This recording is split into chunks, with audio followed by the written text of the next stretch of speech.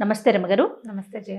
రమగారు, దేవి నవరాత్రులు మొదలైన తర్వాత అమ్మవారికి ప్రతిరోజు ఒక అలంకరణ ఉంటుంది. వాటితో పాటు నైవేద్యం కూడా ఏ రోజుకి ఆ రోజు ప్రత్యేకించి నైవేద్యాలు చేసుకుంటాం కదా.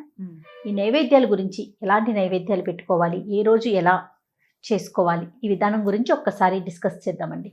మామూలుగా మన అమ్మవారి పూజ అనగానే లలితా సహస్రనామాన్ని ఫాలో అవుతాం. అవును, లలితా సహస్రంలో ప్రత్యేకంగా కొన్ని నామాలు, అమ్మవారి నామాల్లోనే ప్రత్యేకంగా ఆవిడకి ఇష్టమైన ఆహారాన్ని గురించి చెప్పేస్తారు.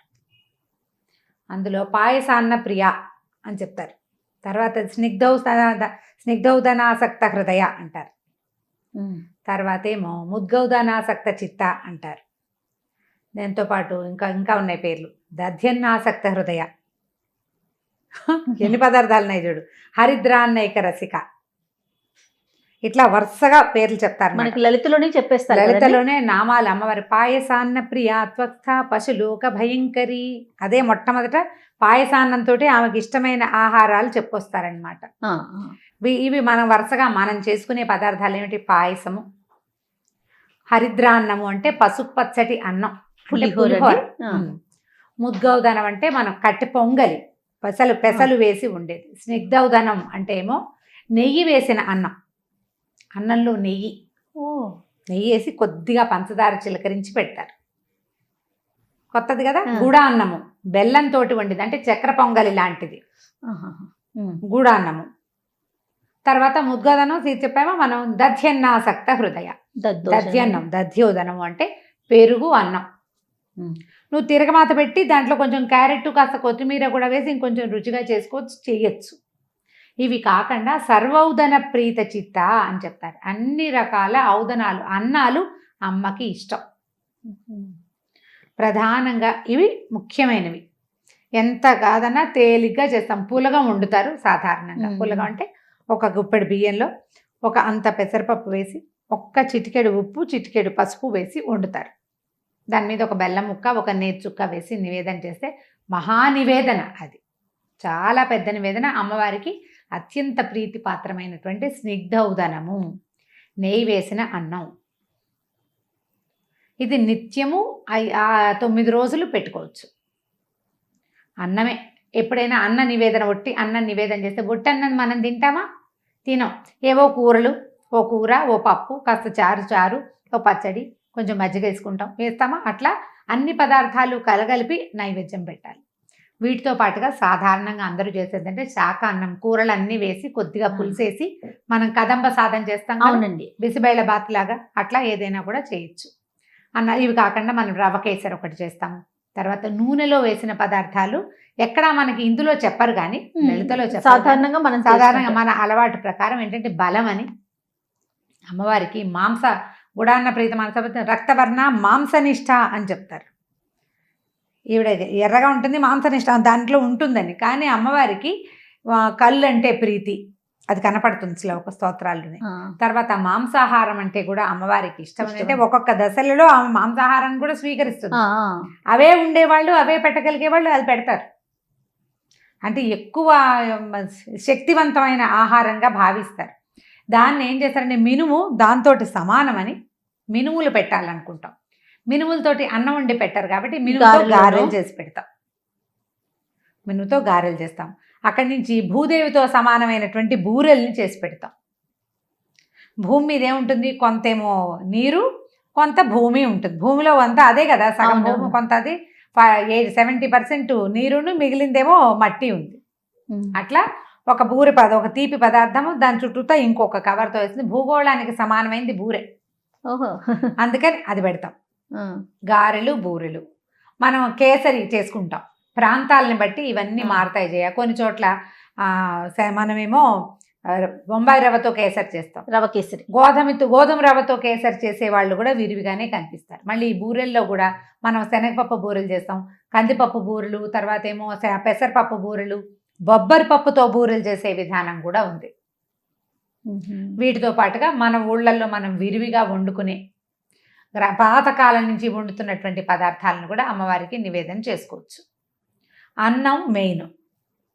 ఏ రకమైన అన్నమైనా వీటిలలో ఈ 6-7 చెప్పాం కదా, ఆ. వీటిలలో ఏ రకమైన అన్నాన్ని ఆఖరికి నెయ్యి వేసి ఉట్టి అన్నంలో కొంచెం కొట్టనండి, పంచదార పంచదార పెట్టినా కూడా పెట్టినా చాలా కూడా, అమ్మకి ఆ. నైవేద్యం. అలా కూడా పెట్టుకోవచ్చు, అది కూడా పెట్టచ్చు, ఆవిడకి అది కూడా ఇష్టమే.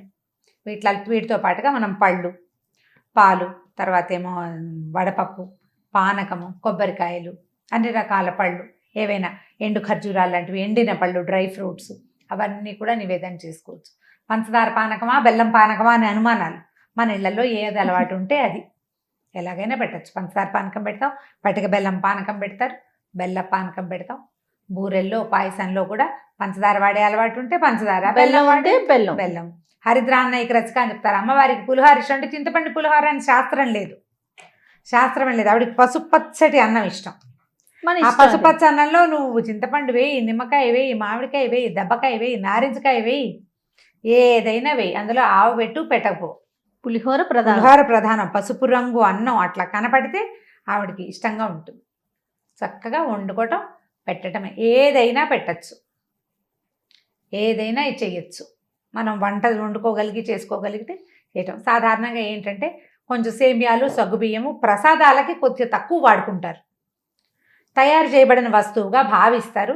అలవాటు ఉంటే అది కూడా పెట్టచ్చు. కొన్ని దేవాలయాల్లో కూడా సేమియాలు, సగ్గుబియ్యాలు పెడతారు, నార్త్ ఇండియా అంతా.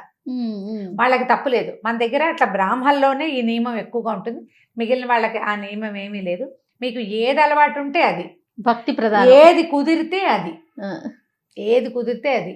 నేను ఒకసారి ఏదో ఎక్కడికి వెళ్ళామో మర్చిపోయాను. నేను ఒక ప్లేస్కి వెళ్తే మసాలాలు లేని బిర్యానీ ఉంది అమ్మవారి నైవేద్యం. ఉల్లిపాయలు లేవు, ఉల్లి వెల్లుల్లి లేదు, ఇవి వేశారు. ఏవి మన దాల్చిన చెక్క, లవంగాలు అన్నీ వేశారు, ఉల్లిపాయ వెల్లుల్లిపాయ వేయలేదు. గుమగుమలాడుతోంది అన్నం, అది నివేదన చేశారు. మిరియాలు, దాల్చిన చెక్క, లవంగాలు, ఏలక్కాయలు అవి వేసి కూరగాయలు అన్నీ వేసి బియ్యం పోసేసి నీళ్ళు పోసేశారు. ఉల్లిపాయ లేదు, వెల్లుల్లిపాయ లేదు, లేకుండా పుదీనా వేసి. మనం రకరకాల అన్నాలు చేసుకుంటాం, పుదీనా ప్రాంతాలను బట్టి రమ్మగారు, అలవాట్లను బట్టి ప్రాంతాలను బట్టి మారుతూ ఉంటాయి కదా. వాంగి బాత్ అవి చేస్తారు కదా, అవి కూడా పెడతారు. ఉల్లిపాయలు లేకుండా పెడతారు. కొన్ని చోట్ల ఉల్లిపాయలు కూడా ఆ నియమం కూడా ఉండదు. అయితే మన ప్రాంతాల్లో ఏంటంటే అమ్మవారికి నివేదనలు అనగానే ఉల్లి వెల్లుల్లి ఆ రోజు మనం ఇళ్లలో వాడకుండా అట్లా ఉంటాం, వాటిని వర్జించాలనే భావం ఉంటుంది మనకి. ఆ వర్జించేసి మిగిలినవి ఏవైనా పెట్టుకోవచ్చు. ప్రధానంగా నిత్యము కొంచెం అన్నం నివేదన చేయటం చాలా విశేషమైనది. అన్నంలో మీరు పప్పు కూర ఏమైనా వండుకుంటే అవి పెట్టచ్చు. ఆ అవకాశం లేకపోతే కనుక నెయ్యి వేసి ఒక బెల్లం ముక్క పెట్టి నివేదన చేయండి. అత్యద్భుతమైన నివేదన, అన్న నివేదన. అది వేస్ట్ చేయకుండా చక్కగా ఉపయోగించుకోండి. తప్పకుండా ఎవరికైనా పెట్టండి. ఇన్ని చేయలేమండి, మాకు ఈజీగా ఉంటుంది, పళ్ళే పెడతామంటే మహత్తరంగా పెట్టండి. చేయకపోతే కుదరదన్న నియమం లేనే లేదు. చేయగలిగితే మంచిది, చేయలేకపోయినా నువ్వు చేయగలిగిందేదో చెయ్యి, మానేయకుండా. అదే కదా మన సనాతన ధర్మం చెప్తా ఉంది కదా. ఏదైనా సరే నువ్వు చేయగలిగింది ఏదైనా చెయ్యి, ఇదే చెయ్యాలన్న నియమం లేదు. అవన్నీ చేయగలిగితే బాగుంటుంది అంతే. చేయలేకపోయినా నష్టం లేదు. చేయాలన్న ఇంటెన్షన్ ఉంది చూడు, నీది భావన, అది చాలా ప్రధానమైంది. భగవంతుడికి కావాల్సింది క్రియ కంటే భావన చాలా ముఖ్యమైనది. అది చేయాలి. ఆ భావన పెట్టుకుని మీరు చక్కగా చేయదగింది చేసుకోండి. చక్కగా అన్ని రకాల అన్నాలు పెట్టచ్చు.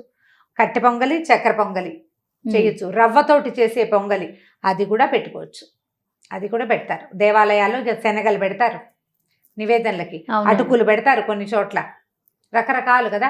అల్లం వేసిన గారెలు, తర్వాత ఏమో అల్లం లేకుండా ఒట్టిగా వేసిన గారెలు, తీపి గారెలు, తీయటి బూందీ, శనగ పిండితో చేసిన బూందీ, లడ్డూలు శనగపిండితో చేసినవి. ప్రాంతాలను బట్టి మారితే ఏవి ఓపుకుంటే అవి ప్రతిరోజు నిత్యము ఆరాధన, నమస్కారం చేసుకోవటం, ఏదైనా చదువుకోవటం. ఆ సమయానికి అమ్మవారి దగ్గర సన్నిధిలో చక్కగా కూర్చోవటం, స్థిమితంగా కూర్చుని మీకు చేతనైన నైవేద్యం పెట్టుకోండి. ఏది చేసినా పర్వాలేదు. తప్పకుండా రమ్మగారు. నమస్తే. నమస్తే.